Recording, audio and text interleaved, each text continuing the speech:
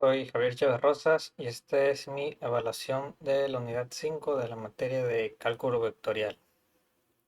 Primero se realizará una investigación, posteriormente se resolverá un ejercicio. En el punto 5.1 tenemos el cálculo de áreas e integrales dobles. Las integrales dobles son una expresión del concepto de integral definida a funciones de dos variables, mientras que una integral definida nos permite calcular el área bajo una curva en el plano. Una integral doble nos permite calcular el volumen bajo una superficie en el espacio. Para calcular una integral doble se realiza una integración iterada, es decir, se integra primero con respecto a una variable y luego con respecto a la otra. El orden de integración puede afectar el resultado, pero si la función es continua en la región de integración, el resultado será el mismo. En un caso particular muy útil de las integrales dobles es el cálculo de áreas. Si queremos calcular el área de una región plana, podemos considerar la función constante f de x y y igual a 1, donde sobre esa región el valor de la integral doble será entonces igual al área de la región. Tenemos ahora el punto 5.2, que es de las integrales iteradas. Las integrales iteradas son una forma de evaluar integrales dobles o triples. En este caso, una integral doble puede descomponerse en dos integrales simples que se resuelven de manera secuencial, evaluando primero una integral interna y luego otra externa.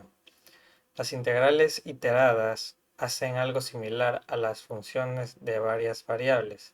Dividimos una región del espacio en pequeños elementos de volumen y después integramos la función sobre cada uno de estos elementos y luego sumamos todos los resultados. En el punto 5.3 tenemos la integral doble de coordenadas rectangulares. Esta es una herramienta matemática que nos permite calcular el volumen de una región sólida en el espacio tridimensional, limitado por una superficie definida por una función de dos variables, z igual a f de x y un dominio en el plano xy. Para calcular una integral doble se utiliza un proceso llamado integración iterada. Esto significa que se integra primero con respecto a una variable, considerando que a la otra como una constante, y luego se integra el resultado con respecto a la otra variable. Pasos importantes para realizar esto sería primero identificar la región, segundo establecer el orden de la integración, tercero calcular la integración interna y por último calcular la integración externa. En el punto 5.4 tenemos la integral doble en coordenadas polares. Cuando trabajamos con regiones circulares o con funciones que tienen simetría radial, las coordenadas polares pueden simplificar significativamente el cálculo de integrales dobles. En lugar de usar las coordenadas cartesianas x y y, utilizamos las coordenadas polares r y ángulo, donde r representa la distancia donde el origen hasta un punto y aquí está el ángulo que representa el ángulo que forma el segmento de línea que une el origen del punto y el eje x positivo. En el punto 5.5 tenemos la integral triple en coordenadas rectangulares en volumen. Una integral triple en coordenadas rectangulares se utiliza para calcular volúmenes y otras propiedades en un espacio tridimensional. La integral triple permite integrar una función sobre una región tridimensional, que es una porción del espacio. Se calcula mediante una integración iterada, es decir, integrando sucesivamente respecto a cada una de las variables x, y y z. El orden de integración puede variar, pero el resultado final será el mismo. En el punto 5.6 tenemos la integral triple en coordenadas cilíndricas y esféricas. Las integrales triples en coordenadas cilíndricas y esféricas son herramientas útiles cuando se trata de regiones que tienen simetría cilíndrica o esférica respectivamente. A continuación te explico ambas con más detalle. Al igual que en el plano, donde las coordenadas polares simplifican cálculos de regiones circulares en el espacio, las coordenadas cilíndricas y esféricas pueden resultar más convenientes para ciertos sólidos. ¿Cuándo usar este sistema? En cilíndricas, cuando son sólidos con simetría cilíndrica y problemas que involucran cilindros, conos o paraboloides. Las esféricas, cuando son sólidos con simetría esférica y problemas que involucran esferas, semiesferas o regiones delimitadas por esferas. En el punto 5.7 tenemos los campos vectoriales. Un campo vectorial es una función que asigna a cada punto de una región del espacio de un vector. Es decir, en cada punto del espacio tenemos una flecha que indica una dirección y una magnitud. Ejemplos de campos vectoriales, pues el campo gravitatorio, que es la fuerza gravitatoria en cada punto del espacio alrededor de un objeto masivo. Campo eléctrico, la fuerza eléctrica en cada punto del espacio alrededor de una carga eléctrica. Campo magnético, la fuerza magnética de cada punto alrededor de un espacio de un imán. Y la velocidad de un flujo es la velocidad de cada partícula de un fluido en movimiento.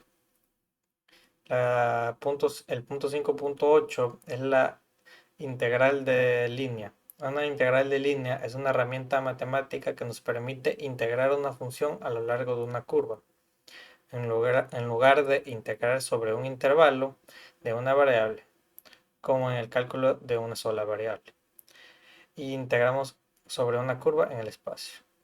Para calcular la integral de línea tenemos estos 4 puntos que son parametrizar la curva, calcular la diferencial de arco, sustituir en la integral y después calcular la integral definida. En el punto 5.9 tenemos la divergencia rotacional y interpretación geométrica y física. Divergencia. La divergencia de un campo vectorial es una medida cuando se extiende o contrae un campo en un punto dado. Intuitivamente, si la divergencia es positiva en un punto, el campo tiende a fluir hacia adentro de ese punto. Si es negativa, tiende a fluir hacia adentro. Interpretación geométrica. Fuente. Si la divergencia es positiva en un punto, este punto actúa como una fuente del campo, generando un flujo hacia afuera.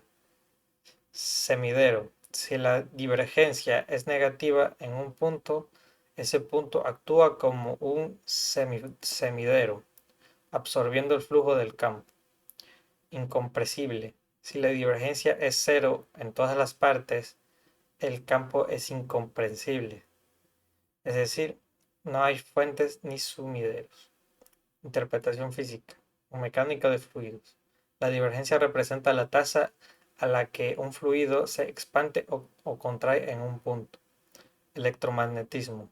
La divergencia del campo eléctrico está relacionada con la densidad de carga, mientras que la divergencia del campo magnético es siempre cero. Después tenemos la rotacional.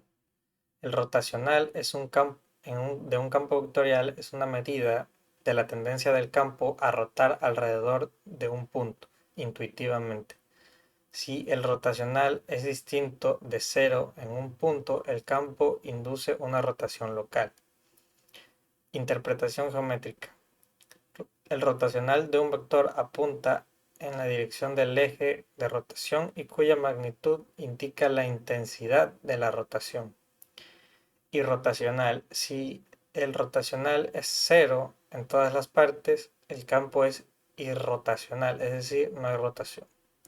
Interpretación física, mecánica de fluidos. El rotacional está relacionado con la vorticidad de un fluido, es decir, su tendencia a girar.